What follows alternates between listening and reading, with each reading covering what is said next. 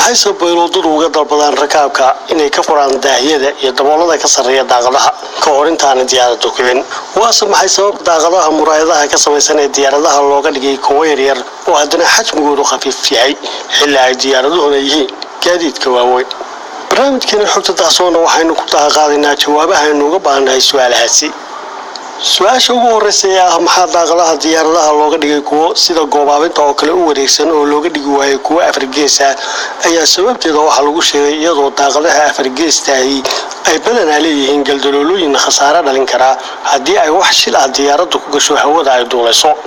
xilli muraayadaha wareega ay karti u leeyihiin inay isdhaafiyaan cadaadiska dhanka cimilada iyo hawada ee banaanka kaga iman kara daaqadaha diyaaradda sababta kale ee isweydiin kartaa waxay ahayd in maxaa muraayadaha looga dhigi waayay kuwa waaweyn si ay rakaabku u daawadaan caalamka ay korduulayaan arrintaasina waxay tahay mid xidhiidh la leh hindisaha iyo samaynta diyaaradaha iyadoo qolofka sare ee diyaaradaha laga sameeyo aalada aluminiyamka taasoo ka khafiifsan kana qiimo jaban muraayadaha saafiga waana shay xafidi kara heerkulka gudaha ee diyaaradda difaacina kara ka banaanka iyadoo muraayadaha daaqadaha oo la waaweynaya ay keeni lahaayeen in asturnaanta diyaaradda gudaheedu ay lunto isla markaana uu miisaan laxaad leh ku kordho diyaaradda waxaana injineerada diyaaradda nashqadeeya ay jeclaan lahaayeen inay diyaaradaha ay sameynayaan ay wada noqdaan kuwa daboolan oo bilaa daaqadaha laakiin waxa ay ka tagi waayeen waa inay rakaabka u suurageliyaan raaxadooda oo ay ka ilaaliyaan inuu rakaabku dareemo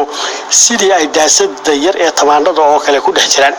taasina waa sababta ay daaqado yaryar ugu sameeyeen diyaaradaha kuwaas oo ay u arkeen xal dhexe oo labada dhinacba maslaxad ah daaqadaha diyaaraduhu sida ay u yihiin waxa ay haddana qayb muuqata ku leeyihiin miisaanka diyaaradda waana arrin muran weyn ilaa maantadan ka jiro iyadoo daaqaduhu ka samaysan yihiin saddex lakab oo muraayadaha oo kala sareeya kuwaasoo laba banaanka kaga taalo qolofka diyaaradda midna gudaha ku jiro iyagoo labada lakab ee banaanku ay ka caabinayaan diyaaradda isbedelka heerkulka cimilada iyo cadaadiska ka dhalanaya hawada ay diyaaraddu sida xoog leh ku dhex jibaaxayso waxaana lakabka muraayada ee gudaha ku jira uu isna qaabilsan yahay inuu ka ilaaliyo rakaabku inay muraayadaha banaanka jebiyaan